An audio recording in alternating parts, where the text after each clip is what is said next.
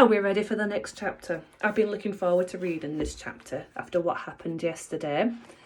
So the narrator has just fallen to the floor after finally getting through to the guards, hopefully getting the note to the Queen. Let's see what happens.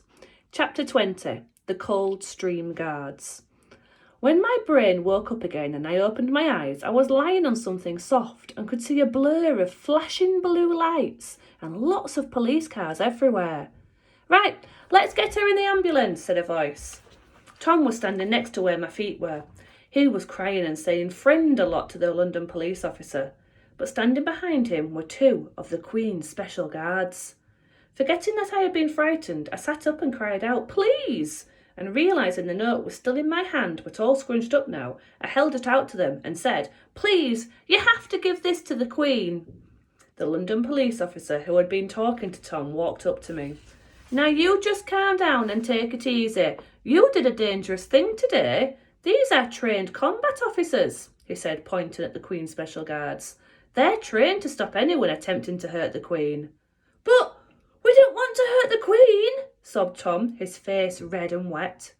We know that now, son, but we can't be too careful, can we? Said the officer, his voice not as strict as it was before. One of the Queen's special guards came over to me.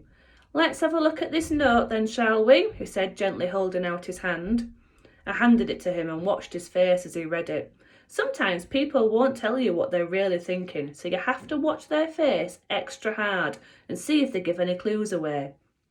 I didn't expect a special guard to do anything with his face, especially not one who worked for the Queen, but this one chuckled and then handed it over to the special guard standing next to him, who had even more medals on his chest. He smiled too. I don't know why, because it wasn't meant to be funny. This is what the note said. Dear Your Highness Majesty Queen of England, we wrote you a letter on Friday about Amit, our friend who is a refugee boy, and we put 3 stamps on it so that the Royal Mail would get it to you faster. We've come to see you today because it's Wednesday already, and we thought the Royal Mail might have lost the letter, and as the gates are closing on Friday, it means we haven't got much time to find Amit's family and bring them safely here so they can all live together. We're outside the gates now. Tom's got brown hair and I've got dark brown hair, and we're in our school uniforms, which are dark blue and grey with pictures of a ship and a book on it so you can see us easily. We can't stay later than 1:30 because if we don't get home at home time, then our mums and dads and Tom's dad and Josie and Michael will all worry. Please let us come in and see you as soon as you've finished your breakfast. Yours sincerely, me and Tom. P.S. We've got extra tea bags for tea. Hoping to have tea with the Queen, were you? Asked the second special guard as he shook his head. Here, take a look at this, he said, passing the note to a police officer who was standing opposite. She read it and said, well, you don't see notes like that every day. A paramedic woman in a dark green onesie looked at the note too. Oh, sweet, she said. Then she made me lie down again and started pushing the bed onto an ambulance. I don't want to go to hospital, please, no, I shouted, starting to feel scared. I don't like hospitals. The last time I saw my dad was when he was in a hospital, and I made a promise to myself that I'd never go in one ever again. Not ever. Don't worry, we won't take you to a hospital unless we need to, darling.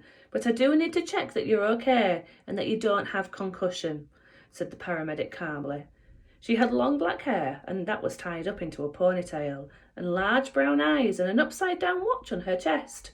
Just lie here quietly for me for a few minutes and we'll have you out and about in no time, she added, giving me a wink. The wink and her nice voice made me feel a little bit better, so I did just what she said. After she pushed me onto the ambulance, the paramedic told me her name was Devinder and asked me all sorts of things, like how I was feeling and if I had a headache and who Amit was, and about my mum and dad. I told her about my dad and she said she was sorry. She held my wrist and checked my pulse and put a thermometer in my mouth and then said, I just need to check your heartbeat. And when she pulled up my school jumper, she stopped. Nice top, she said, her mouth suddenly looking as if it was tickling her. I looked down at myself and suddenly remembered that we'd put on our best outfits for the Queen. Oh, it's my best top, I said, touching the shirt dotted with sparkling silver stars and golden planets. For when we saw the Queen, I explained. Ah, grinned paramedic Devinder as she opened the top 3 buttons and put a cold silver disc on my chest. Now take a deep breath in and out. After listening for a moment, she nodded and said, "You look and sound absolutely fine to me. Ready to go?" I nodded, so she helped me down from the bed and held my hand as I got off the ambulance. In the distance, I could hear people cheering, but I didn't know why.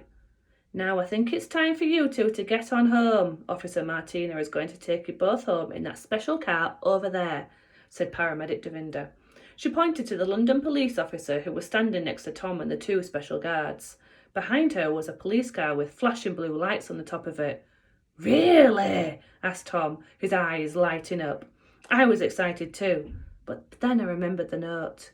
"But what about the Queen and the note?" I cried, looking up at everyone. "If we don't give it to the Queen, then she won't know that we came and she won't know about Ahmet." Officer Martina smiled. "Oh, I think she'll know you came all right," she said. The special guard wearing the most medals walked over to me and bent down so that his face was at the same level as mine. He had bright blue eyes and a large dimple in his cheek, just like my dad used to have, only Dad had them in both cheeks, not just one. "Her Majesty isn't here today," he said. "She's actually at her other castle in Windsor." "The Queen's got another castle?" asked Tom, looking horrified. "Don't worry, I'll make sure she knows you were both here and that she gets it." The special guard held up the note. "All right? Promise?" I asked, suddenly feeling happy again. "Like, really, really promise?" "You have my word," he nodded. "And a Coldstream Guard never breaks their word." "What's a Coldstream Guard?" I asked, immediately imagining lots of them diving into freezing cold streams with their hats on. "A Coldstream Guard is what we are," he replied, standing back up straight. "I'm Lieutenant Chris Taylor, and standing next to your friend Tom there is Second Lieutenant Walter Kungu." I looked over at the other guard, who was now giving us a salute. "We're part of a very special force that protects both the Queen's house and country." "Can you give her our presents too?" asked Tom. "Presents?" asked Officer Martina. "Yeah, we got them for the Queen," explained Tom, pulling out the half-eaten packet of biscuits, the ruler, the packet of football stickers and the squashed box of fudge from my rucksack. "Oh, I'm afraid we can't take those," grinned Lieutenant Kungu. "But we'll let her know about them when we give Her Majesty your note." "Oh, okay," Tom shrugged, stuffing everything back into my bag. "Now, kids, time to get you home," said Officer Martina. "We've spoken to your school and your parents and I've told them what happened." "Oh, no," said Tom, twisting his hands. "We're going to be in so much trouble." I nodded miserably. "Don't worry," said Paramedic Devinder. "I'm sure they'll be happy just to have you back home and safe. And I think," she added, looking up at the helicopters that were flying overhead, "you might even be a little bit famous." Tom frowned at me and I frowned back because we were both wondering what could have made us famous. Do you know what could have made them famous? "You two have a safe journey now," said Lieutenant Taylor. "And the next time you want to send the Queen a message, don't go running after any of us soldiers," said Lieutenant Kungu. "A letter is more than enough." And giving Tom and me a nod and a salute, the Queen's special Coldstream Guards, who were now extra special to both Tom and me, marched off back towards the palace, carrying the Queen's note. "Right, young troopers, in you go," said Officer Martina, as a silver car with bright yellow and blue squares on its doors and a huge siren on the top stopped in front of us. Passing me a piece of folded paper, Paramedic Devinder said, "That's a special note for your mum, to let her know you're completely fine, so make sure you give it to her, okay?" I nodded. "Bye then," smiled Paramedic Devinder as she began to wave. "You both take care of yourselves now." Getting into the back seat of the police car, we waved back.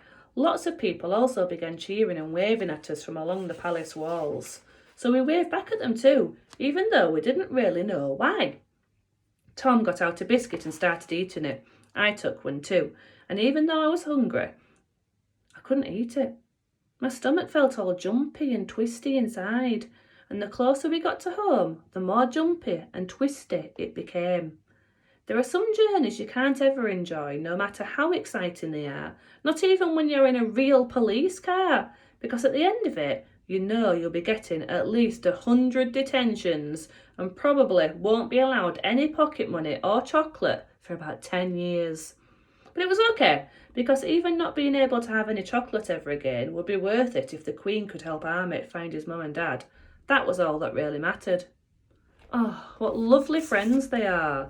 So, it sounds like they could become famous. I wonder why that is. Let's find out tomorrow.